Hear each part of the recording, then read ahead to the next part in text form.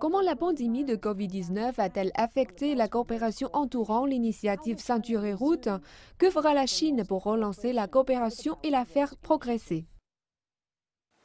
疫情给世界经济造成严重冲击。 La COVID-19 a porté un coup dur à l'économie mondiale et a posé des défis à la coopération de l'initiative Ceinture et Route. Cela dit, au lieu de ralentir complètement, la coopération dans le cadre de cette initiative chinoise a inversé la tendance pour faire de nouveaux progrès. Elle a fait preuve d'une forte résilience.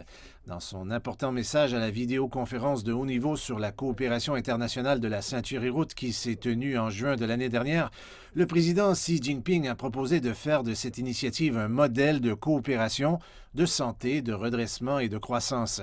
Cela reflète l'aspiration commune de la communauté internationale et trace la voie pour une coopération de haute qualité de la Ceinture et Route. L'année 2020 a vu les partenaires de l'ICR se soutenir mutuellement et tisser un lien de solidarité pour contrôler le coronavirus et poursuivre un développement commun.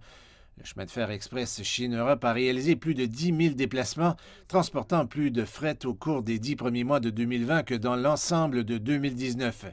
Salué comme une flotte de chameaux d'acier, il a aidé les pays dans leur réponse à la COVID-19. La route de la soie aérienne a permis des expéditions de plus de 1700 tonnes de fournitures médicales en provenance de Chine, lançant une véritable bouée de sauvetage aérienne. Au cours des 3 premiers trimestres de 2020, les investissements directs non financiers de la Chine dans les pays situés le long de la Ceinture et Route ont atteint 13 milliards de dollars américains, soit une augmentation de près de 30 % sur un an. La plupart des projets de l'ICR se sont poursuivis sans interruption et sans licenciement, et un certain nombre de nouveaux projets ont été lancés comme prévu. Cela a apporté une chaleur bien nécessaire à cet hiver rigoureux de l'économie mondiale et a contribué aux efforts des pays partenaires pour lutter contre le coronavirus, stabiliser l'économie et protéger les moyens d'existence.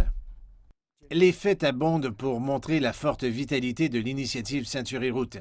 La pandémie n'a pas ébranlé l'engagement des pays participants.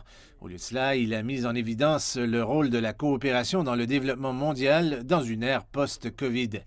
La Chine encourage un nouveau paradigme de développement avec la circulation intérieure comme pilier et les circulations nationales et internationales se renforçant mutuellement.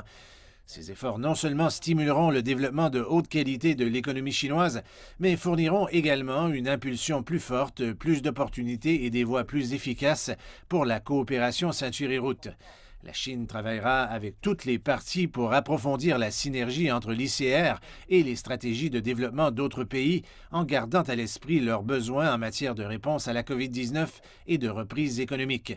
Nous pensons qu'en renforçant la connectivité et la réouverture économique et en exploitant le potentiel de nouveaux moteurs de croissance tels que les soins de santé, l'économie numérique et le développement vert, nous pourrons parvenir à une coopération Ceinture et Route de meilleure qualité.